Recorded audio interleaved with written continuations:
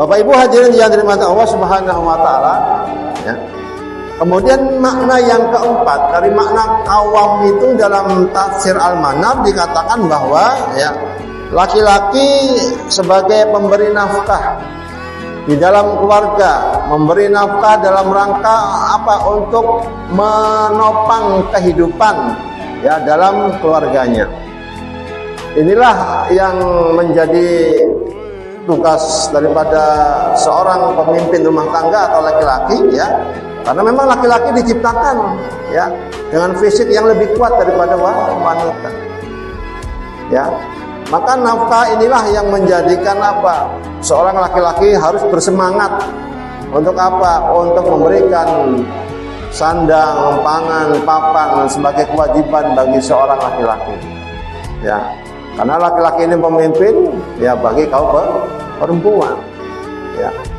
Maka Bapak Ibu hadirin yang dirahmati Allah ya. Mencari nafkah ya itu adalah kewajiban, dan mencari nafkah itu juga ya bagian daripada ibadah ya. Ketika kita menikah, maka ketika dulu diucapkan janji ijab qabul itu, begitu janji ijab qabul diikrarkan, maka semua aktivitas kita ya, baik yang di dalam rumah maupun yang di luar rumah itu tercatat sebagai ibadah ya. Termasuk seorang laki-laki dalam rangka dia keluar rumah untuk mencari nafkah, mencari maisha atau usaha, itu tercatat sebagai amal ibadah ya. Dan bahkan seorang istrinya pun itu ketika dia mempersiapkan segala sesuatunya untuk kebutuhan suaminya, maka semuanya itu juga akan tercatat sebagai amal ibadah. Begitulah nikmatnya seseorang yang sudah berumah tangga, apapun aktivitasnya itu akan dinilai sebagai ibadah kepada Allah.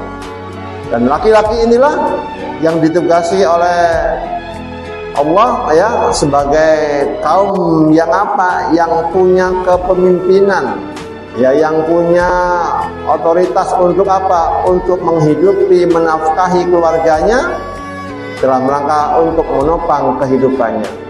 Dan kalau laki-laki mencari nafkah ya tentu ya untuk apa? Untuk bekal ibadah ya.